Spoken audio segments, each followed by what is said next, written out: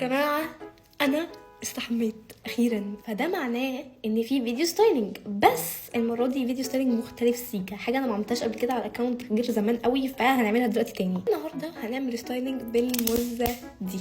البيس دي بتبقى جاية معاها كده عشان تفرق الفرشة، عشان تعرف تفرق الشعر عن بعض كويس. يعني قسمت الحتة دي وأخدت سكشن كده، وهقسمها برضو ويجي هنغرق دول ميه. عامه يا جماعه بجد الميه دي اهم حاجه في الستايلينج، يعني اللي هو انت ينفعش تعملي ستايلينج وشعرك مندي مثلا، لان هو مش هياخد شكل كيرز، وفي الاخر شعرك مش هيبقى ديفاين كفايه، مش هيديكي النتيجه اللي انت عايزاها في الاخر من غير ميه كتير فشخ. بصوا يا جدعان بجد بينقط حبيبي الملايين ده والله. هبتدي اسرح الخصله لبره وهي بتدي الشكل ده. يمكن الشكل دلوقتي لمعظم الناس ما يبقاش لذيذ، بس هي بتدي افكت حلو قوي اول لما الشعر ينشف. في خصل معينه كده ببقى عارفه ان انا لو عملتها بروش هتخرب الدنيا وهتهيش، واول لما شعري ينشف هضطر اعمل لهم ستايلينج تاني، فببقى معلماهم بعمل لهم فينجر كويننج حتى لو انا عامله شعري كله بروش. بصوا هوريكوا الشكل تاني في خصله يمكن كيرلي اكتر، لان انا شعري متنوع بجد حرفيا.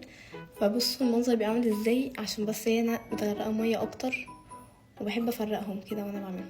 في ناس بتعمل بالمشط، بس انا ما بحبش الحركه دي خالص. يعني بصوا بجد شكلها حلو ازاي، اللي هو بحس ان هي بتطلع الناتشورال كيرل، يعني مش بحس ان في حوار سخيف كده في الموضوع. فاهمين حاجه؟ قولوا لي لو عايزين كومبير محترم كده بين الفلكسي بروش والديفينيشن بروش. اكتر حاجه بحبها في البروشز بجد ان هي سريعه، انا خلصت ده كله يعتبر في 3 دقايق، ده اللي معطلني كمان ان انا بصور. اكتر حاجه مش بحبها في الفلكسي بروش هي ان انا محتاجه اخد خصل صغيره عشان تديني الشكل اللي انا عايزاه. فاهمين؟ اللي هو لو خدت خصل كبيره هي مش هتعمل حاجه تقريبا.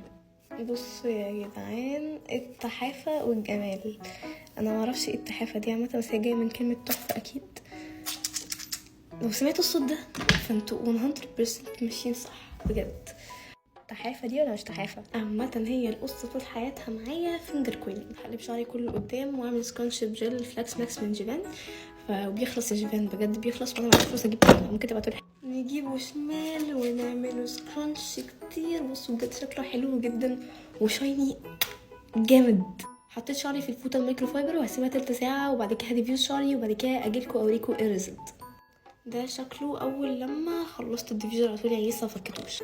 وزي ما قلت لكم هي مش لفه اللفه اللي هي الرخمه بتاعت الفينجر كويننج دي، مش رخمه برضه، بس هي مديه طول للشعر ومديه للكيرز، يعني شكل ناتشورال قوي. فانا بجد بحب فيها حاجه زي كده جدا. هفك واجيلكم. بصوا يا جماعه بجد ديفايند ازاي، بجد حلوه قوي، حلوه جدا.